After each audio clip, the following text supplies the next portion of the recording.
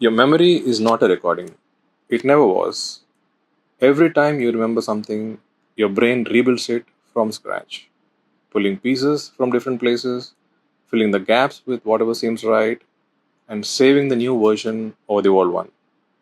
Which means every memory you are certain about has been quietly rewritten multiple times without your permission. The Mandela Effect didn't reveal a glitch in the universe, it revealed a glitch in you.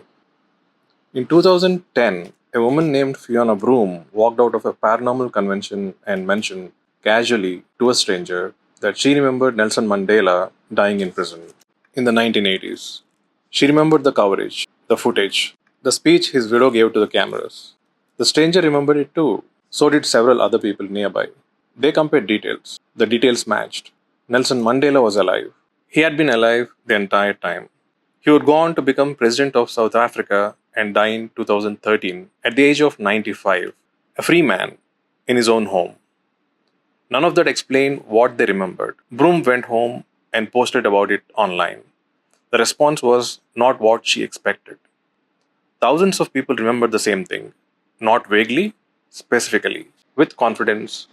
She named it the Mandela Effect, and without meaning to, she had opened something that memory researchers had been quietly documenting for decades. Because the Mandela Effect is not one thing, it is everywhere once you start looking. Millions of people remember the Monopoly man wearing a monocle or one eye. He does not. He never did. Not on a single box in the entire history of the game. Millions remember the children's book series being called the Berenstain Bears. It is the Berenstain Bears. It has always been Bernstein, with an A. Check the cover of any book from any decade. The A has always been there. Millions remember a movie called Shazaam, starring the comedian Sinbad as a genie, released sometime in 1990s. The movie does not exist. Not a single frame of it was never filmed. Sinbad has spent years correcting people who are absolutely certain they watched it as children. He has never played a genie, not once. These are not fringe cases. These are not confused people misremembering something obscure. These are millions of individuals from different countries, different ages, different backgrounds, all sharing the same precise, confident, completely false memory. The internet made this visible, but the science behind it had been sitting in research papers since the 1970s. In 1974, a psychologist named Elizabeth Loftus ran an experiment that should have changed how every person on earth thinks about their own mind. She showed participants a short film of a car accident. Then she asked them questions about what they saw. Half were asked, how fast were the cars going when they hit each other? The other half were asked, how fast were the cars going when they smashed into each other? One word different: hit versus smashed. That was it. The smashed group remembered the cars going significantly faster. They also remembered seeing broken glass at the scene. There was no broken glass. The word smashed had reached backward into their memory and edited it. 1 week later, without them knowing, without them consenting, the memory they were now certain about was not the memory they had formed. It was a memory the question had built for them. Loftus called this the misinformation effect, and it turned out to be one of the most replicated findings in the history of psychology. Here's why it works. Your brain did not evolve to store the past accurately. It evolved to predict the future usefully. Memory is not a filing cabinet. It is a construction site. Every time you remember something, your brain pulls the relevant pieces from different storage locations: the image from one place, the emotion from another, the context from somewhere else entirely, and assembles them in the moment, like rebuilding a house from parts scattered across different rooms. Most of the time, it gets close enough, but close enough is not the same as correct. And every time you retrieve a memory, you leave it slightly vulnerable. Open to the room around you, open to the last thing someone said, open to what you now believe should have been there. Neuroscientists call this reconsolidation. When a memory is retrieved, it becomes temporarily unstable. It has to be stored again, and the version that gets stored is not always the version that comes out. This is not a flaw they discovered recently. This is how memory was always designed to work. Your brain is not interested in the past, it is interested in what comes next. Accuracy about yesterday is useful only if it helps you survive tomorrow. So the system optimizes for usefulness. And usefulness, it turns out, sometimes requires rewriting what happened. But the Mandela effect goes one step further than personal misremembering. It is collective.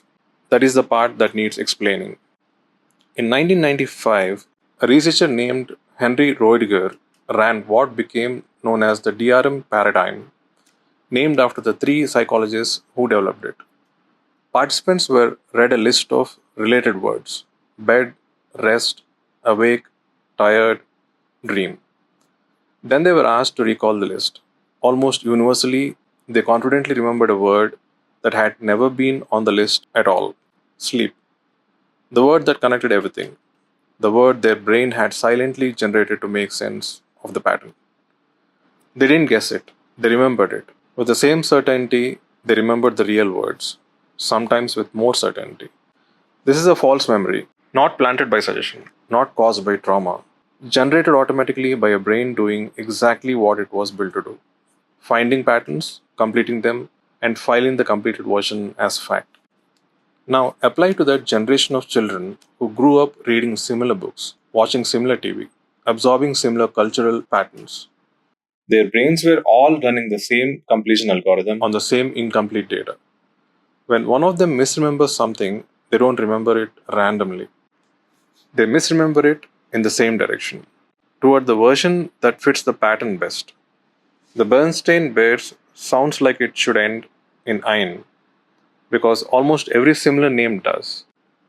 The Monopoly man looks like the kind of character who would wear a monocle, because that is what the pattern of the era suggests. The brain didn't malfunction, they completed the picture. They just completed it wrong, in the same way, at the same time, across millions of people.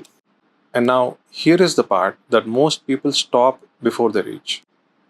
If your brain generates false memories automatically, not occasionally, not under duress, but as a standard feature of how it processes reality, then the question is not which of your memories are false. The question is, how would you know? Elizabeth Loftus spent decades in courtrooms watching people go to prison on the strength of eyewitness testimony. Confident witnesses, consistent witnesses, witnesses who had no reason to lie and every reason to be believed. By 2023, the Innocence Project, a legal organization dedicated to overturning wrongful convictions, had used DNA evidence to exonerate more than 375 people in the United States alone. In roughly 69% of those cases, the conviction had rested largely on eyewitnesses' testimony. A person looked at another person and said, "I'm certain," and they were wrong. The memory felt real because memory always feels real. That is the entire problem. There is no signal, no flicker, no internal warning that tells you when a memory has been rewritten. The false version and the true version feel exactly the same from the inside. You cannot audit your own past. The tool you would use to check the memory is the same tool that corrupted it. So when thousands of people remember Mandela dying in prison, they are not lying. They are not confused in any ordinary sense.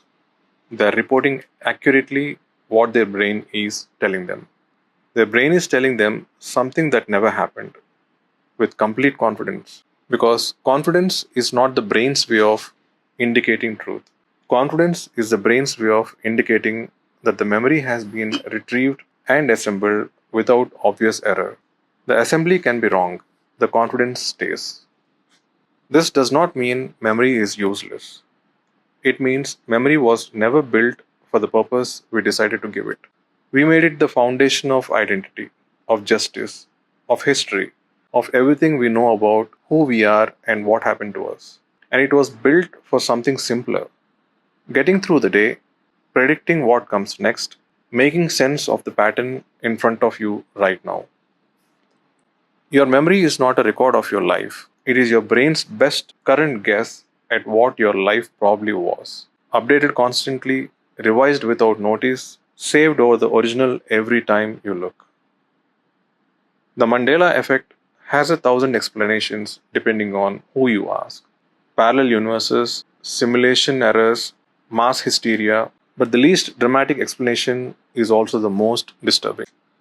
Your brain is doing its job. It always has been doing its job. The job isn't what you thought it was. You're not remembering your life, you are reconstructing it every single time. And the version you are most certain about is simply the one your brain has rebuilt the most times.